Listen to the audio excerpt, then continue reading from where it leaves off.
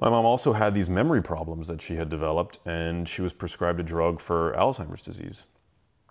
So I think the fact that regardless of the type of dementia a person develops, they give you these biochemical band-aids. The fact that it seemed so non-specific to me made me just intuitively think, you know, I had a theory that there had to be a better way. And having a lifelong passion for nutrition and health, just in, you know, in the sense of general fitness, my hunch was that diet and lifestyle may have had something to do with this.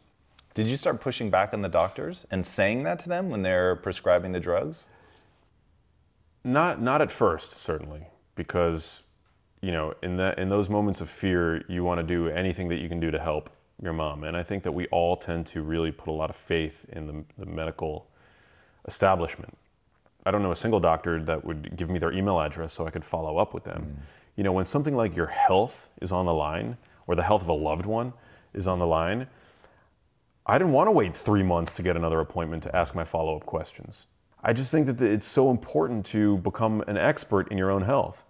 And, you know, my mom's generation, previous generations, only the doctor could know about health. Only the nutritionist could know about nutrition. We're of a generation, millennials, you know, that we want answers. You know, we feel empowered, we feel entitled to them. So if somebody right now just walked into that, either they're being diagnosed with something that they find terrifying or someone they love is, give me just a couple steps. So is going to pubmed.com, is that step number one? Like, what are a few things that people can do to really begin that process? That's a good question. So yes, I do think that I think using PubMed as a resource is very powerful. I think, you know, you can, a lot of studies are available for free in open access journals. But I've actually written what I call a citizen scientist handbook, because I think it's really important to know how to interpret research. I think knowing how to interpret research is, you know, science literacy is as important as financial literacy.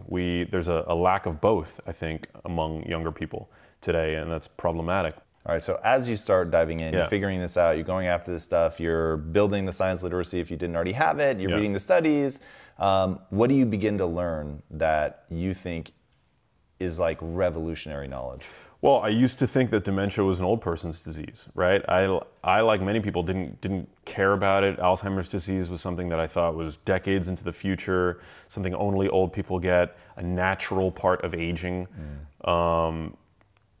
You know, age-related senility was something that was considered a par for the course of just getting older. But what I learned is that Alzheimer's disease begins in the brain 30 to 40 years, if not longer, before the first symptom. Whoa. Yeah. There are biomarkers evident on brain scans now with, you know, the hyper-advanced scanning technology that we now have access to, that have shown signs related to Alzheimer's disease evident in the brains of 20-year-olds. So, whoa. Yeah.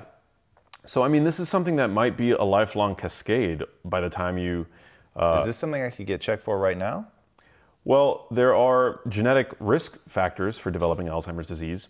So the most well-defined of them is the ApoE4 allele, which is a variant of the ApoE gene that you inherit one copy from your mom, one copy from your dad. But your thesis, if I have it right, is basically, okay, you may have the allele, the gene, but that doesn't mean that it's inevitable. 100%. What could I do to my brain to see if I have any of the precursors of Alzheimer's? Well, one of the top things that you can do is make sure that you are insulin sensitive, because peripheral insulin resistance, insulin resistance is the hallmark of type 2 diabetes, pre-diabetes.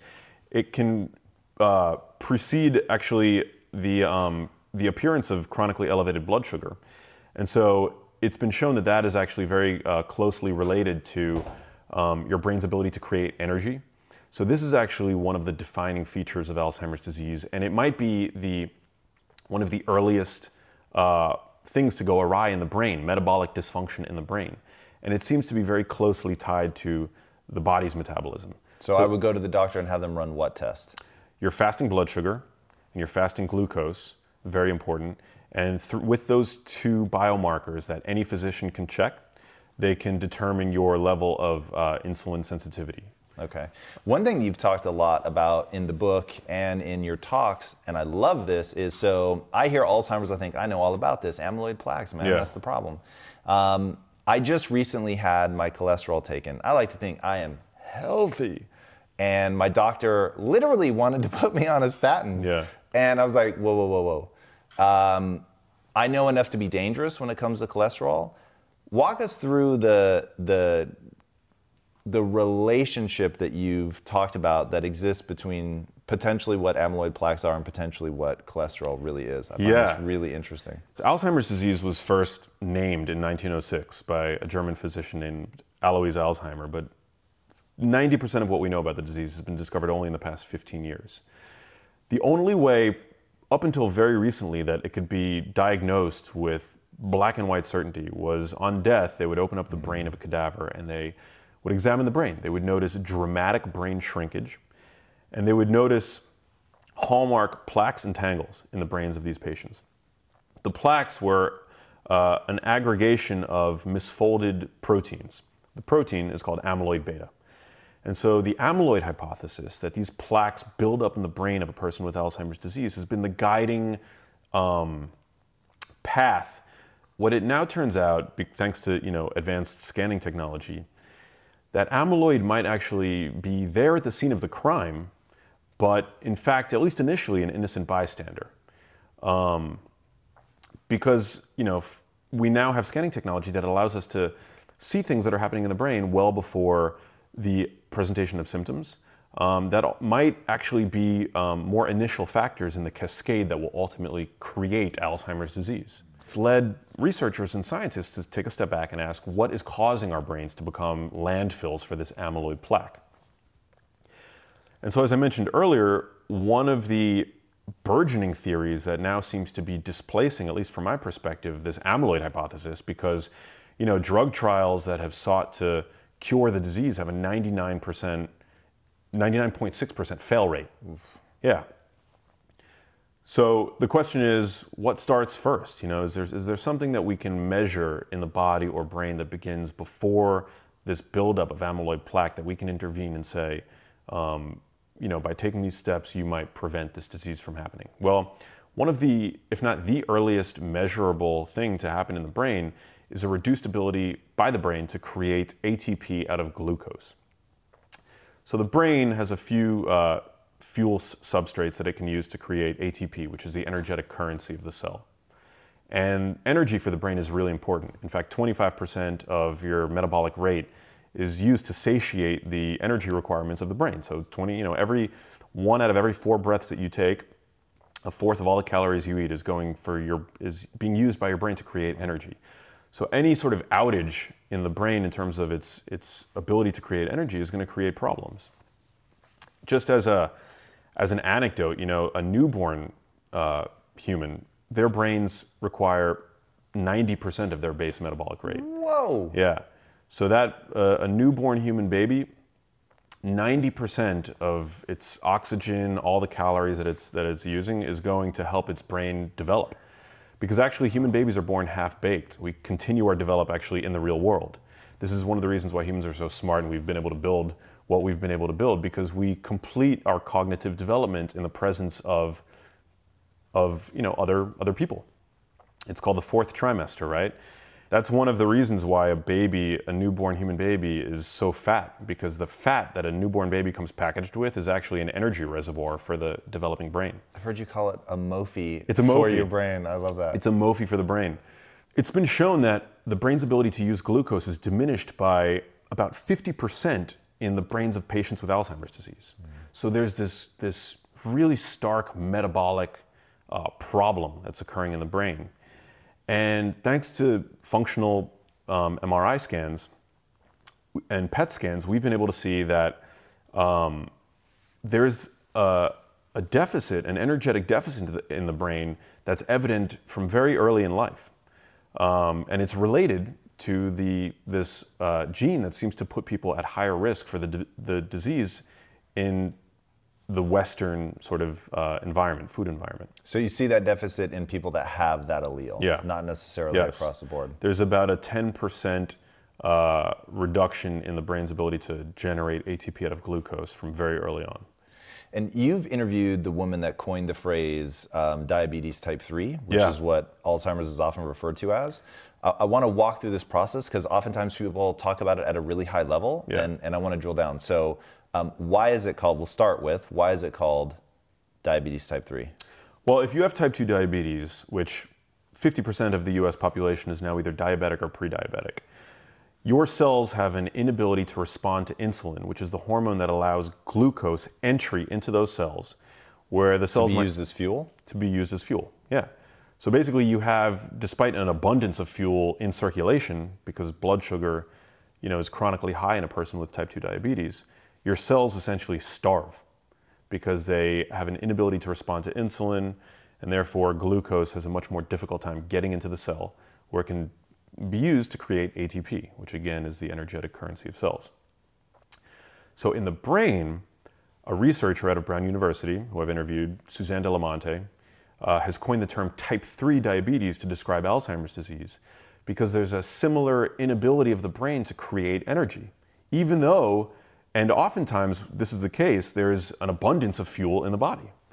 And people that are overweight, people that are carrying fat around their midsections, your average pound of fat has about 3,000 backup calories that the brain will happily use for fuel, but the brain is unable to because most people on the Western, diet plan are eating about 300 grams of carbohydrates per day.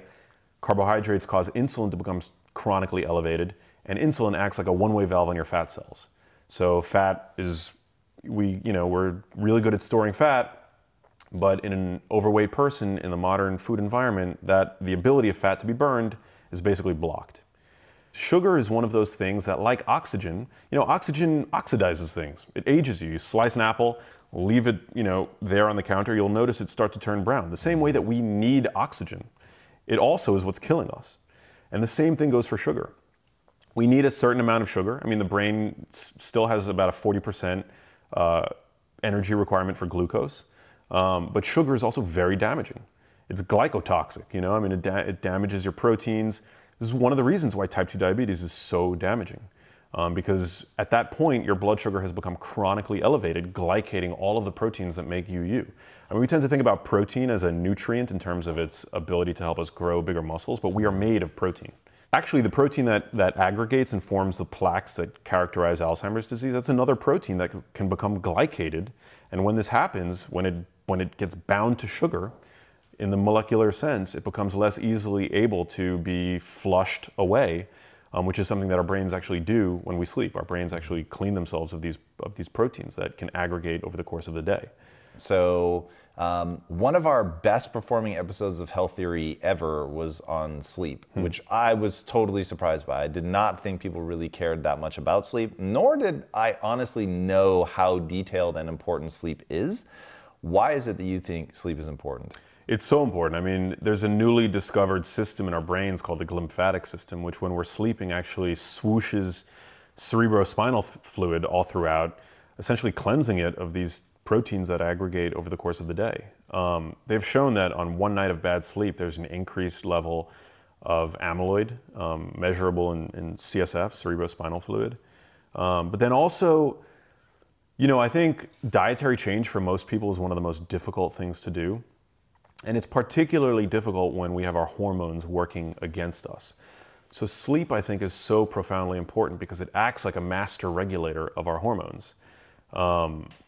It helps to, make sure that we don't need to use our willpower very often because, willpower is sort of like this muscle that we need to use in order to fight off cravings and things like that. But with good sleep, our cravings diminish. I mean, they've shown that even on one night of poor sleep, you consume an excess of calories the following day, anywhere between 300 and 500 calories. I've actually noticed, it's a little off topic, but one of the major breakups I had in my life, I noticed that I would feel way more sensitive to it when I was underslept. You become less able to contextualize emotions when you're underslept. On just one night of bad sleep, a metabolically healthy person will be essentially pre-diabetic the next day, temporarily. Well, yeah, you become more insulin resistant. So yeah, sleep I think is one of those things that today we romanticize being busy, but it's sort of like the one thing that lifts all the boats in your harbor, you know, and yet we tend to undervalue it. You talked on your Instagram about you want to live for a really long time or extend your life. Forget exactly how you worded it, which got my attention. And then you said prioritize de-stressing. Yeah. Is that tied to sleep? Like what do you mean by that? Well, stress is an indiscriminate killer. And today, you know, so many of us are losing sleep due to stress. It's one of the reasons why 1 in 6 adults now is on some kind of psychiatric drug. 1 in 6? Yeah. Is on or has used. Whoa. We're definitely self-medicating. And it's not good. I mean, chronic stress is a major problem. Wow. Yeah. So give me some tactics. How does one de-stress? You know, I think meditation is really important. You know, I'm one of those people that I was trained to meditate. I think this is really important. I think, you know, being taught how to meditate is as important as being taught how to do yoga. You know, we don't come out of the womb knowing how to do a downward dog and to hit, you know, any of the number of yoga poses that we're taught to do with a good yoga teacher. Having a good meditation teacher is very, I think, is critical to knowing how to de-stress. I also think, you know, knowing what chronic stress is and knowing what it isn't is really important, you know. So in my book, I differentiate between chronic stress and acute stress, which acute stress is very beneficial. It's, you know, what we do in the gym. We stress our bodies. Chronic psychological stress is really toxic. It's working under a boss that you hate. It's being stuck in a relationship that's gone sour. By de-stressing and by, you know, doing physical exercise and things like that, you actually increase your resilience to stress. Cortisol sort of gets a bad rap because it's related to stress, but it's actually a really important hormone. It's the body's chief waking hormone.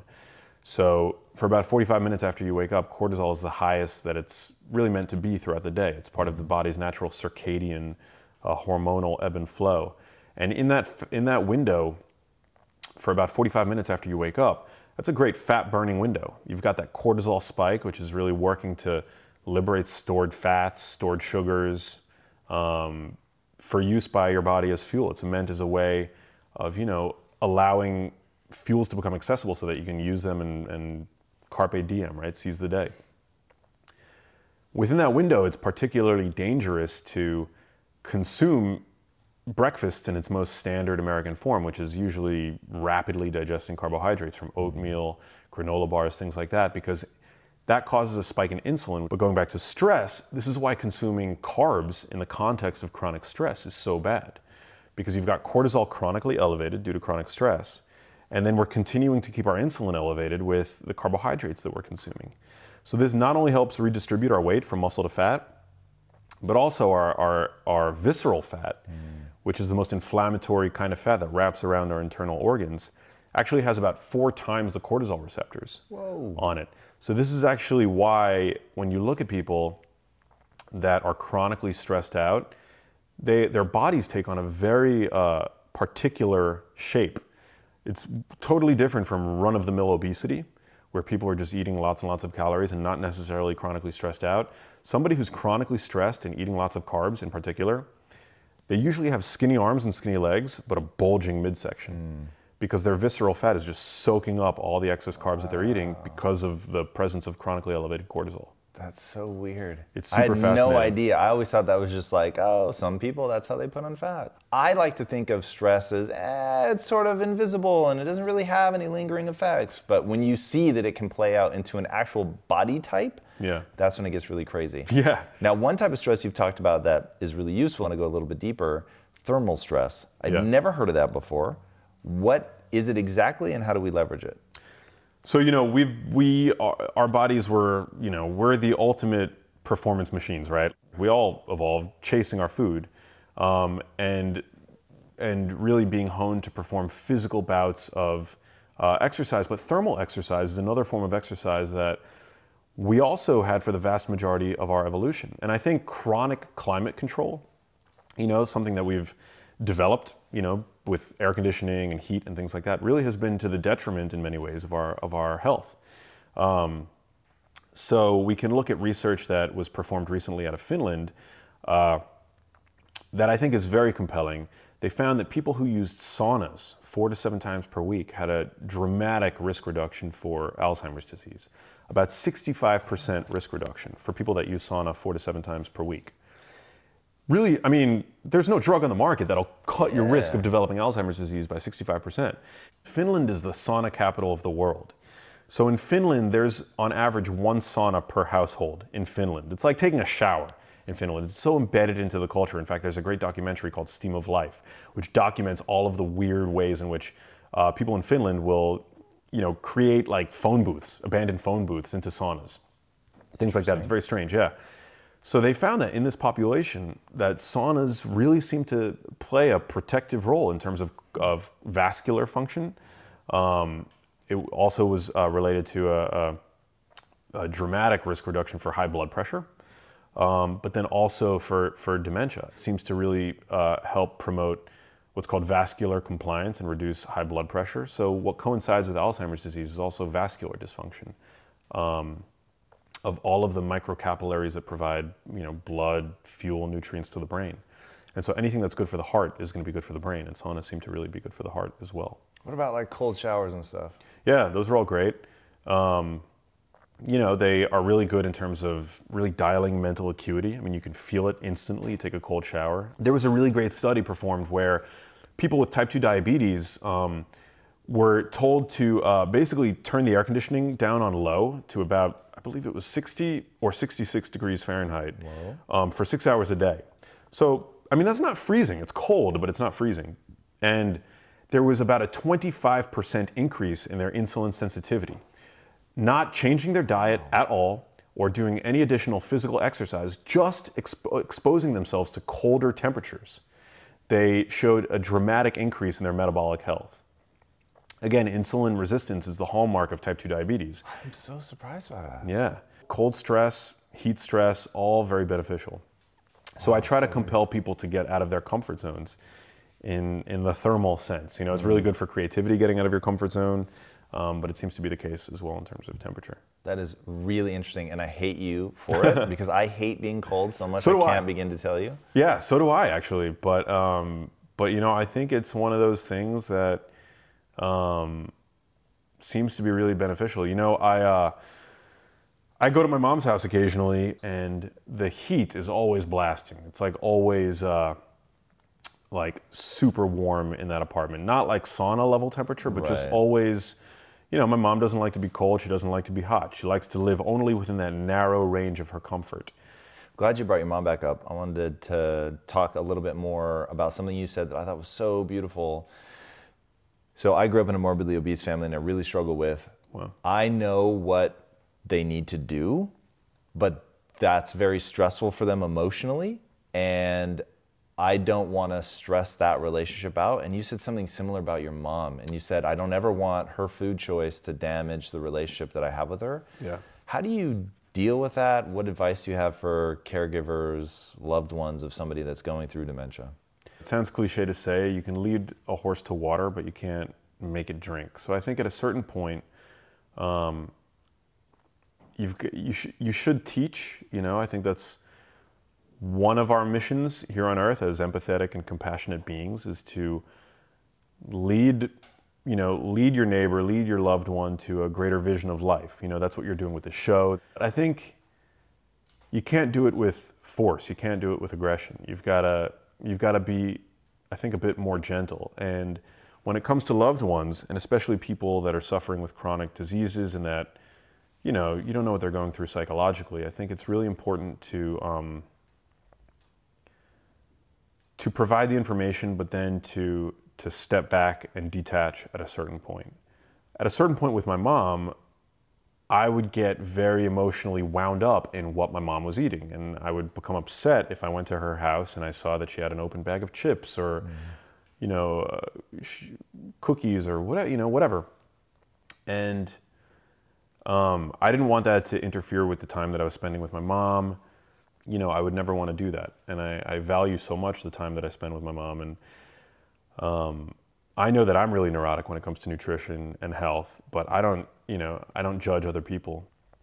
In your book, you do a great job of not spending a lot of time demonizing anything, but instead really being quite prescriptive about, okay, if you want to upgrade yourself, which is like the big tag in your website, which I absolutely love. So if somebody wants to upgrade themselves, knowing that every word that's about to come out of your mouth comes with compassion and knowing that there's a lot of individual variability and Yes. you get all of that, but like in a nutshell, for somebody that wants to upgrade themselves, what should they eat and not eat? Yeah. So, opt for foods that are nutrient dense. One of the easiest things that I recommend that people can do every single day is to consume what I call a large fatty salad. I think it's one of the best ways to really check off so many of your nutritional boxes, to get an abundance of dietary fiber that the microbes that live in your large intestine love to consume. And when I say fatty, I don't mean, throwing on tortilla strips and cheese and ranch dressing. I mean, taking a bowl of dark leafy greens, kale, spinach, which are, top sources of magnesium, which 50% of people do not consume adequate amounts of, folate, arugula. Arugula is a top source of nitrates, dietary nitrate, really important in terms of increasing blood flow to the brain. One single high nitrate meal might actually improve cognitive function. It's that powerful. Dousing those dark leafy greens with extra virgin olive oil, which research has shown out of Barcelona, Spain, the PREDIMED study, you can consume about 1 liter a week to better cognitive function, cognitive health, cardiovascular health, and it might even help you lose weight because it's so anti-inflammatory. Actually, there's a compound in extra virgin olive oil that is as anti-inflammatory as low-dose Advil, but without any of the potential for negative side effects. And importantly, you need to have fat in that salad because fat allows many of the most important nutrients in the salad to become bioavailable. So I talk a lot about in this book, which I think is bringing, especially, there's a lot, I think actually that there's a lot of new information that I bring to the conversation, but I talk particularly about carotenoids and how research has shown out of University of Georgia that by eating lutein and zeaxanthin, by supplementing with these carotenoids, you can actually boost visual processing speed by 20%, even if you're young and healthy. So I mean, these are young and healthy people that are already considered to be at the peak of their cognitive prowess. Visual processing speed is so important. I mean, think about it in terms of responding to visual stimuli, driving, athletic performance, sports performance, things like that. Video games. Video games. Yeah. Absolutely. So dark leafy greens are abundant in these two carotenoids, and they're only absorbed through the digestive tract when in the presence of fat. You don't absorb any of them unless you're consuming them with fat. So like that fat-free dressing, throw that in the trash. Extra virgin olive oil, is super key. Eating a large fatty salad, I think is just really key. People tend to think about salads in terms of like weight loss. I want to lose weight, I'm going to eat more salad. But really in terms of the brain, it's powerful. You also get the benefit of, I mentioned dietary fiber. We now know that you have microbes that live in your large intestine that when you consume fermentable, soluble prebiotic fiber, which is found in abundance in that bowl of greens, the microbes churn out a compound called butyrate, which is profoundly anti-inflammatory.